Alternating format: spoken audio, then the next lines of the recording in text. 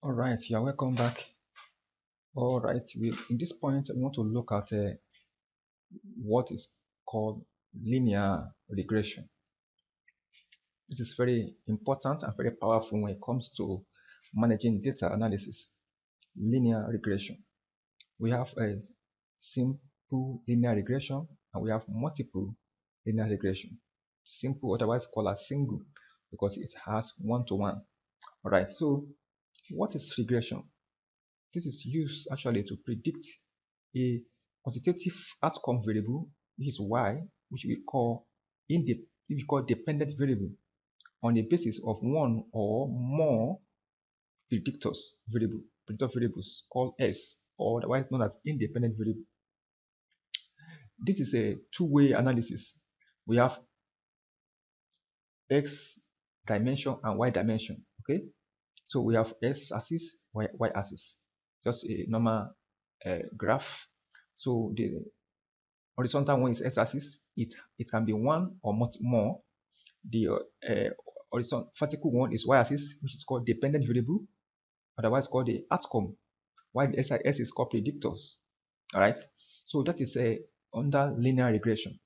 So this x-axis is called dependent variable. Can be one, can be more. This y-axis is only one all the time, unless you are dealing with other tests. Okay, so it can be more than one under test. So that is a multivariate. So maybe when we get there, you can understand what I'm talking about. So for now, it's only always one. For now, y-axis to one s or to multiple x. All right, so that is the relation. So consider that we want to evaluate the impact of advertising budgets on three media, such as YouTube, Facebook, and newspaper, for example, on future sales. This example of problem can be modeled with linear regression. So I want to see how advertising on YouTube, on Facebook, and newspaper, how it affects our sales in the future. Or probably which one of them affect our sales more. All right, which one bring more profit or yield, right? So that is we can use linear regression. So what it means that what happened to sales when YouTube is being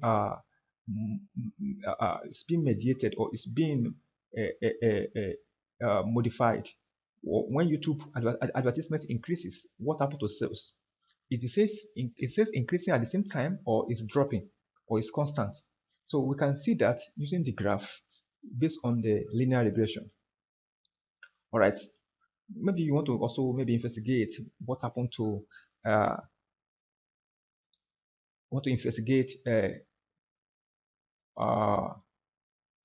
staff salary. Okay, based on the rating of the staff, based on the year of working experience. Okay, you can say, okay, year of work experience is your independent variable, and rating is the independent variable.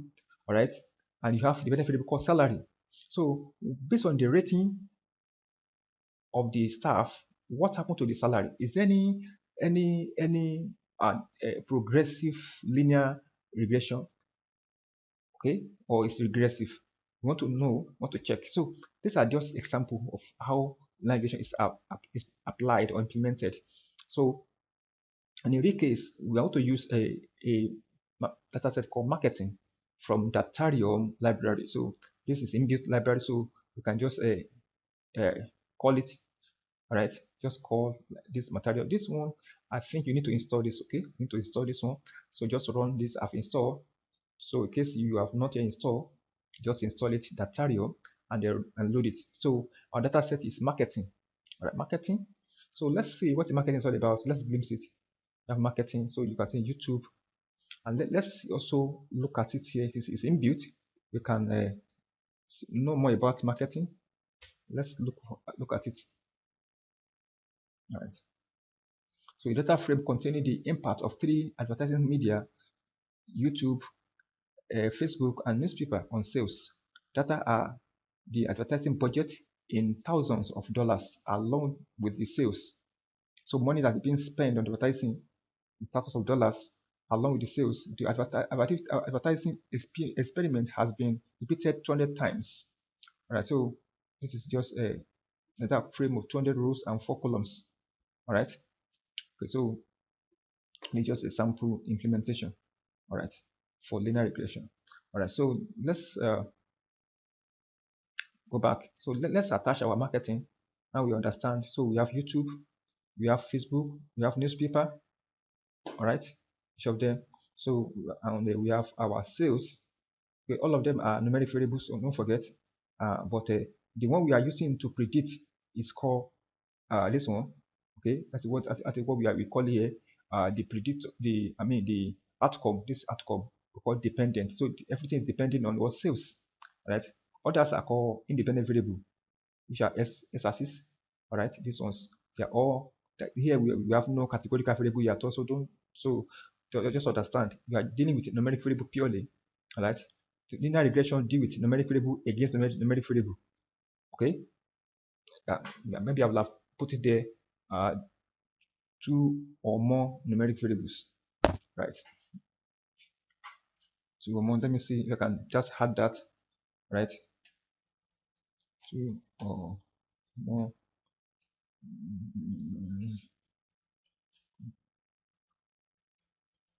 Okay, so I think that should help. That should help out. Two or more numeric variables. So it can be two, it can be more. All right. So two means one to one, which is a single, and more means one to many. That is multiple. All right. So now, having attached our marketing, let's attach it. So it's okay. So now we are going to create a more than one model actually.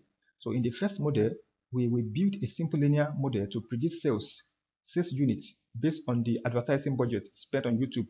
All right, because that is a single linear regression. The regression equation can be written as sales equals to B naught plus B1 times YouTube. So where our B naught is intercept, our B1 is slope. All right, this is a s-axis. It's like when you are talking about a linear equation. Okay, this linear equation concept. Okay, y is y. Okay, equals to intercept plus slope times s. That's what it means. Okay, do you still remember that equation? I think you still remember. We have your slope to be g to be m, so m, call it mx. Okay, ms. So we have c plus ms, that is an intercept plus ms. So whichever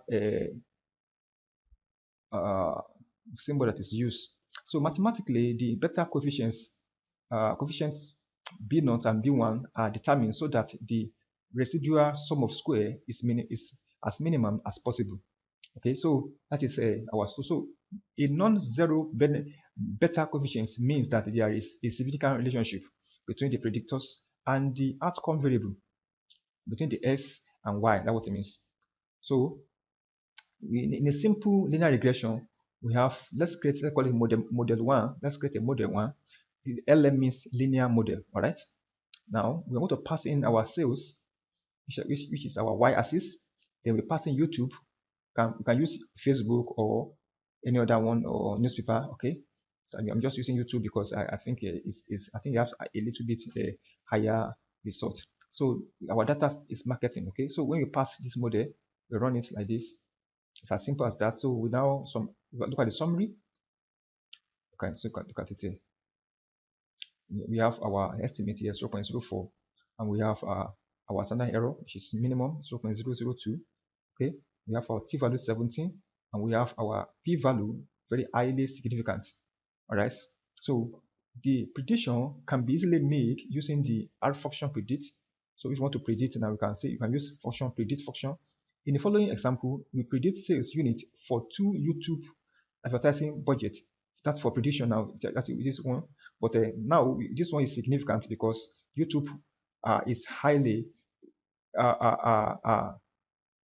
is linearly regressive. Okay, linearly regressive. Okay, I mean I can use the word progressive now. Okay, it's not regressive, even though the title is regression, so it's progressive. So we have regressive, we have progressive. When it's coming down, it's regressive. When it's going up, it's progressive. So that is take note of that. So when you plot it later, you understand what I'm talking about. So now, well, let's say we have we want to predict the sales units for 2 YouTube advertising budget. Let's say we have 0 budget, we have 1,000 budget. So let's create a new data called data frame. I mean, data frame. YouTube we pass in 0 and 1,000. We call it now create our model. We pass in our new data into it. So we see the result. Let's look at the result.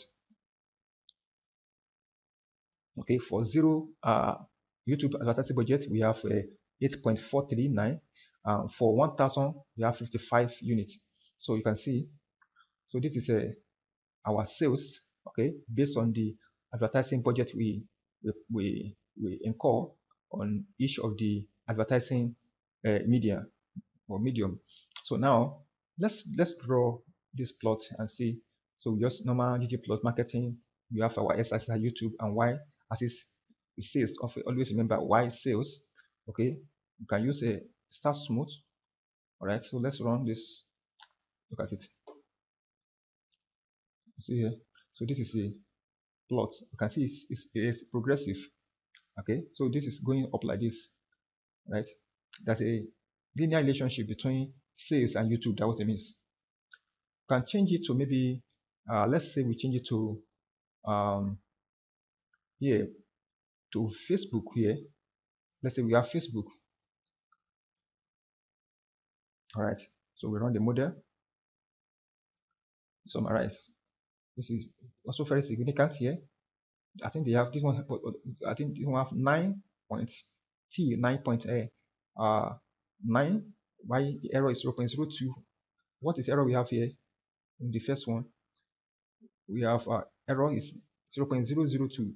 Error is minimum here, and the T value is high here. So YouTube have higher result than Facebook.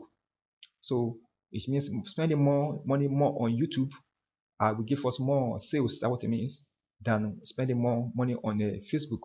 That is what it means. So that's exactly what it means. So we can change. You can also see the result here of Facebook here. So let's say we use Facebook here and plot. You can use the plot. Look at compare the two. You can see this one to this one. You see any difference between the Facebook and YouTube? You can see that the YouTube is more linearly related. I mean progressive than the Facebook. You can see. All right. So that is that. So now that is just linear, single linear regression. So what of when we are dealing with a multiple linear regression? It's the same thing, nothing different. Now we want to build another model now for estimating sales based on the advertising budget invested on YouTube. All right, on YouTube, Facebook, and newspaper as follows. So we have sales equals to issue our B0 plus B1 intercept. We have our gradient times YouTube, gradient times Facebook. Then this SSX, okay, and this Y. So we have multiple X now. All right, so we want to know which one that we yield more by combining together. So we just use the same concept, linear model, sales our Y axis. Then we have YouTube, we have Facebook. Let's add newspaper to it, so to make it a balance. Newspaper. Right, so our data is marketing, so that I can see properly. So let's run the model here. So let's summarize the model and see the result. Look at the result here. You can see YouTube is significant, highly, and Facebook is also, but newspaper is not. This means investing money on newspaper will not help us. That's what it means. This particular regression is telling us that we should not waste money on newspaper for advertisements. That's what it's saying, because you can see here, if the T value here is negative, so minus 0.1, you can see that is just direction, but it's too small, and the error it seems to be okay, but we're not looking at error now, and the estimate is negative. You can see that, but the p-value is not significant. All right. So we cannot waste money on the newspaper because it will not yield any positive result. Result is negative.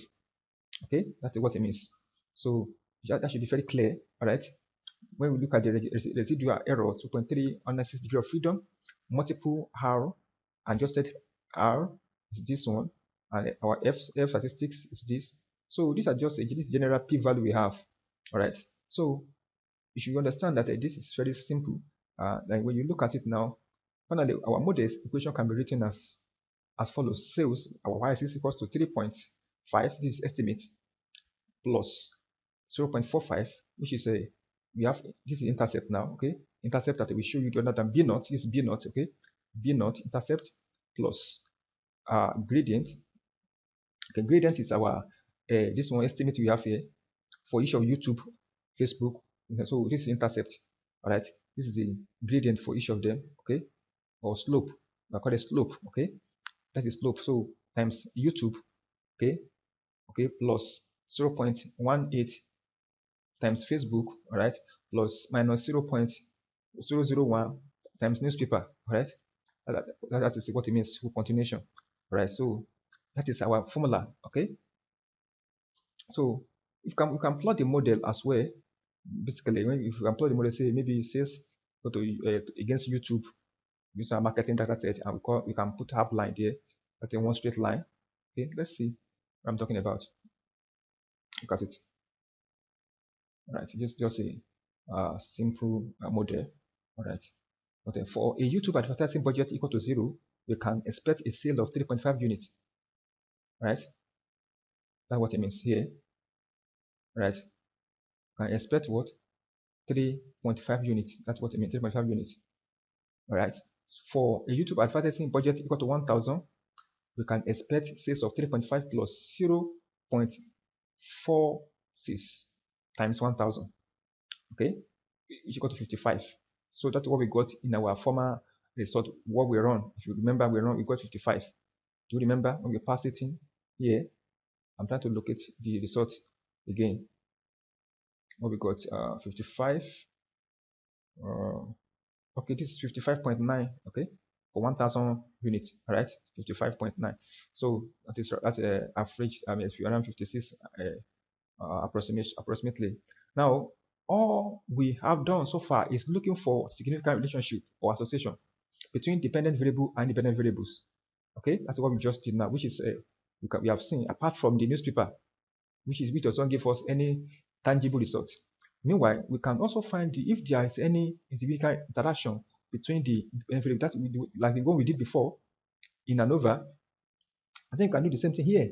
So we want to look at a relationship between interaction between Facebook and YouTube, or Facebook and newspaper and the rest of them. So let's just say we want to multiply this and this. So if you run this the 3, or you can just do everything together. I just say times again, times.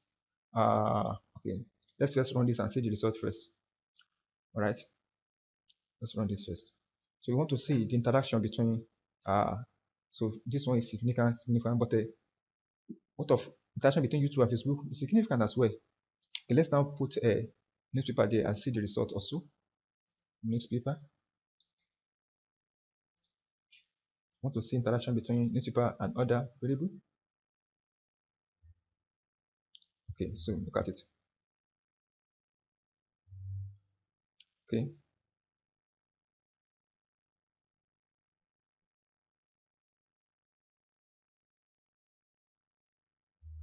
Let me do properly so that I can see properly. Okay, let me run the model again. All right, so look at it. Now we have YouTube significant. Okay, Facebook significant. No, it's not. It's 0.2 now. That newspaper is not significant, right? YouTube interaction with Facebook highly significant. I mean, they interacted well, so they contributed together to bring the yield. Then YouTube and newspaper, no, they don't at all. So Facebook and newspaper, no. when it comes to newspaper, they don't interact at all. There's no interaction. The Facebook, I mean, newspaper it seems to be very poor medium of advertisement. So and nowadays, in those days, it's not okay, but nowadays it is the poorest one. Okay, so now we have a digital advertisement method. So we don't nobody want to go for newspaper any longer. So Facebook and YouTube seem to be the best, especially YouTube. So we can see here that the regression model speaks for itself. So that is that. But so we can also plot a better plot, UG plot here. You can just create a plot here to see the result properly. Okay, so look at it here. Right, so this just linear regression plot, but you just try to create a just smooth line here. We meet our uh, x-axis to be marketing, okay, YouTube marketing, y-axis to be sales, and title to be linear regression plot. So just to add more information to the plot so that you can just use it for any analysis you want to use it for. All right, so that is that under this section. We will see later in the next class. Thanks so much for listening. I will see you in the next class. If you're not subscribed yet, you can go ahead and do that, and so that you can see more of the videos that are being posted. Thank you.